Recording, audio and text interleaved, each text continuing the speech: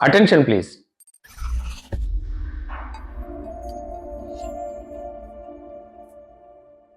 ఈసారి మరపురాని కథ మీ దయ. రచన శ్రీ ఓలేటి శ్రీనివాస భాను. చూడ్డానికి భూమికి జానుడు ఉండేవాడు కానీ గురి చూడడంలో ఆదినారాయణ మొనగాడు. చిటారు కొమ్మన వేలాడే చింతకాయల గుత్తి కానివ్వండి, వలయం మధ్య పేర్చిన ఖాళీ సిగరెట్ పెట్టెల దొంతర కానివ్వండి, గురి చూసి కొట్టడంలో వాడిని మించిన వారు లేరు. బెలగాం హై స్కూల్ 6వ క్లాస్ ఏ సెక్షన్లో ఆదినారాయణ ఆఖరి వరుసలో ఉండేవాడు. వాడి స్కూల్ బ్యాగ్ చాలా బరువుగా ఉండేది. కథలోకి వస్తే, బొబ్బిలి పార్వతీపురం మధ్య railway track inspection. Railway track మీద మోటారు ట్రాలీ పరిమిత వేగంతో వెళ్తోంది. పైన ఎర్ర జెండా రెపరెపలాడుతోంది. ఆ సెక్షన్లో రైల్వే ట్రాక్ రెన్యువల్ వర్క్స్ను మోటారు ట్రాలీలో ఇన్స్పెక్ట్ చేస్తున్నాడు senior railway divisional engineer Chandramouli. ఆయన ఖరగ్పూర్ నుంచి కొత్తగా బదిలీ మీద వచ్చాడు. మధ్యలో సీతానగరం స్టేషన్ యార్డ్ని, బ్రిడ్జిని ఇన్స్పెక్ట్ చేసి లైన్ క్లియర్ తీసుకుని పార్వతీపురం బెలగాం స్టేషన్కి బయలుదేరాడు. మోటారు ట్రాలీ నరసీపురం హాల్ట్ దాటింది. అల్లంత దూరంలో బెలగాం స్టేషన్ ఔటర్ కనిపిస్తోంది. కుడివైపు అడ్డాపు శిలకొండ, ఎడమవైపు బోడికొండ దూరం నుంచి పలకరించాయి. వాటిని చూడగానే చంద్రమౌళికి చిన్నప్పుడు బెలగాం హై స్కూల్లో 6వ క్లాస్ గుర్తుకొచ్చింది. ఆదినారాయణ గుర్తుకొచ్చాడు. బెలగాం హై స్కూల్ 6వ తరగతి ఏ సెక్షన్. సంక్రాంతి సెలవుల తర్వాత స్కూల్ తెరిచారు. First period class teacher David master వచ్చారు. హాఫ్ ఇయర్లీ ఆన్సర్ పేపర్లు తీసుకొచ్చారు. తన పేరు పిలిచారు. తెలుగు, ఇంగ్లీష్, లెక్కలు, సైన్సు, సోషల్ స్టడీస్ అన్నిట్లో తనే first. Very good Chandramouli, keep it up అన్నారు. ఆ తర్వాత ఒరే ఆదినారాయణ అని గట్టిగా పిలిచారు.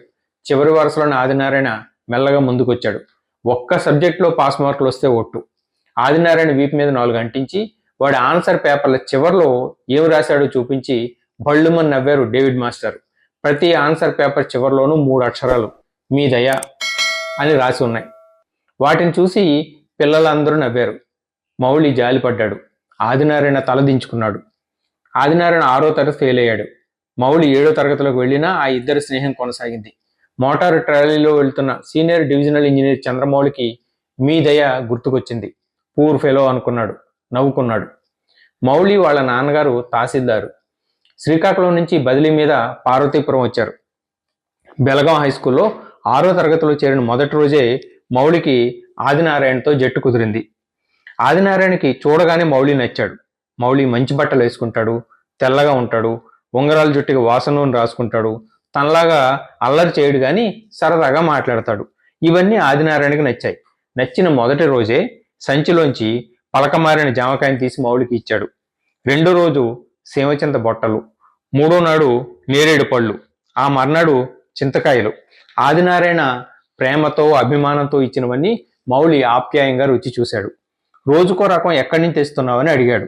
అప్పుడు ఆదినారాయణ రైల్వే బ్యానర్ ఫ్లాగ్తో కుట్టిన తన సంచిని చూపించాడు. అందులో పుస్తకాలు తక్కువ, ఇతర సరంజామా ఎక్కువ. ఎక్కడో ఏరుకు తెచ్చిన ఖాళీ సిగరెట్ పెట్టెలు, సినిమా ఫిల్మ్ ముక్కలు, గుండ్రంగా అరగదీసిన రాళ్లు ఉన్నాయి.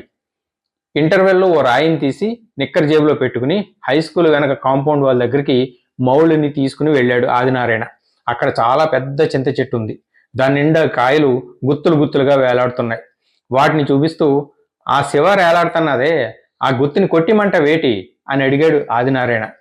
చాలా పైకుంది, దొరుకుతుందంటావా ఆశ్చర్యపోతూ అడిగాడు మౌళి.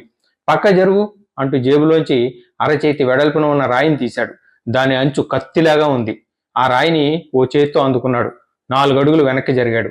తలను కొద్దిగా కుడివైపు తిప్పి ఒక కన్ను మూసుకున్నాడు. మరో కంటితో పైకి చూస్తూ ఒక్కసారిగా ఆ రాయిని పైకి విసిరాడు. అది విష్ణు చక్రంలాగా చెట్టు కొమ్మల్లోంచి దూసుకుపోయింది. చివర కొమ్మకు వేలాడుతున్న గుత్తిని బలంగా తాకింది. మరుక్షణం టపాటపామంటూ చింతకాయలు దబ్బమంటూ రాయి కింద పడ్డాయి. ఆదినారాయణ గబగబా వెళ్ళి వాటిని ఏరుకుని రాయిని జేబులో దాచుకుని చింతకాయల్ని మౌళి చేతిలో ఉంచాడు. అప్పుడు మౌళి కంటికి ఆదినారాయణ జానపదాల్లో ఎన్టీఆర్లా కనిపించాడు. మన కంట పడాలే గాని ఎలాంటి కాయైనా ఎంత ఎత్తులో ఉన్నా దెబ్బ పడాల్సిందే అన్నాడు ఆదినారాయణ గర్వంగా. అలా అంటూ తన సంచిలోని రాళ్ల గురించి చెప్పాడు. ఇవి అలాంటి రాళ్లు కావు, రైలు పట్టాల మీద పరుస్తారు చూడు, మెట్లంగి రాళ్లు. వీటిని మా నాన్న బ్యాలెస్ట్ రాళ్లు అంటాడు. వాటిలో నాడివేని వేయించుకుని దాచుకుంటాను అన్నాడు. ఆదినారాయణ వైపు వింతగాను, మెచ్చుకోలుగాను, ఆరాధనాపూర్వకంగాను చూశాడు మౌళి. ఆదినారాయణ తండ్రి రైల్వేలో గ్యాంగ్ మ్యాన్. బెలగాం రైల్వే స్టేషన్లో గూడ్స్ షెడ్ పక్క క్వార్టర్స్లో ఉండేవాడు. మౌలికి రైల్లో వెళ్ళడం ఇష్టం. రైల్వే స్టేషన్, ప్లాట్ఫామ్, అక్కడ దుకాణాలు ఆ కుర్రాడికి కొత్తగా వింతగా అనిపించేవి. అందుకే ఆదినారాయణ పిలిస్తే బెలగం రైల్వే స్టేషన్కి వెళ్ళాడు మౌలి.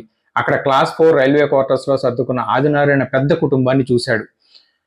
అక్కడి నుంచి ట్రాక్ మీద ఆదినారాయణతో కలిసి పార్వతీపురం టౌన్ వైపు వెళ్ళాడు. 7 కానాల దగ్గర ఇసుకలో ఆడాడు. పక్కనే పొలం నుంచి ఆదినారాయణ తెచ్చిన వేరుశనక్కాయల్ని, రేగుపళ్ళని, చెరుగడల్ని రుచి చూశాడు. అలాగే బెలగం సెంటర్ దగ్గర నాయుడు వీధి వెళ్లే తోటలో ఉన్న తమ బంగ్లాకు ఆదినారాయణని తీసుకెళ్లాడు. ముడుచుకుపోతూ బెరుగ్గా చూస్తూ లోపలికి అడుగుపెట్టిన నారాయణను బెత్తు కుర్చీలో కూర్చోబెట్టాడు. వాళ్ళ అమ్మగారు చేసిన దోశల్ని మరీ మరీ తినిపించాడు. మౌలి ఆదినారాయణల మధ్య స్నేహం బలపడింది. 2 ఏళ్ల పాటు కొనసాగిన ఆ స్నేహానికి అనుకోకుండా తెరపడింది. మౌలి వాళ్ళ నాన్నగారికి ఓ రోజు గుండెపోటు వచ్చింది. కారులో విశాఖపట్నం తీసుకెళ్తుంటే బొబ్బిలి దాటగానే కన్నుమూశారు. దాంతో మౌలి పార్వతీపురానికి దూరంగా హైదరాబాద్లో చిన్నాన్నగారి ఇంటికి వెళ్ళిపోయాడు. అక్కడే చదువుకున్నాడు. సివిల్ ఇంజనీర్ అయ్యాడు. కొన్నాళ్లు కన్స్ట్రక్షన్ కంపెనీల్లో పనిచేసి యూపీఎస్సీ పరీక్ష రాసి ఇండియన్ రైల్వే సర్వీస్ ఆఫ్ ఇంజనీర్స్కి ఎంపికయ్యాడు. సౌత్ ఈస్టర్న్ రైల్వేలో బిలాస్పూర్, చక్రధర్పూర్, ఖరగ్పూర్ డివిజన్లో పనిచేసి వాల్తేరు డివిజన్కి సీనియర్ డివిజనల్ ఇంజనీర్గా ప్రమోషన్ మీద వచ్చాడు.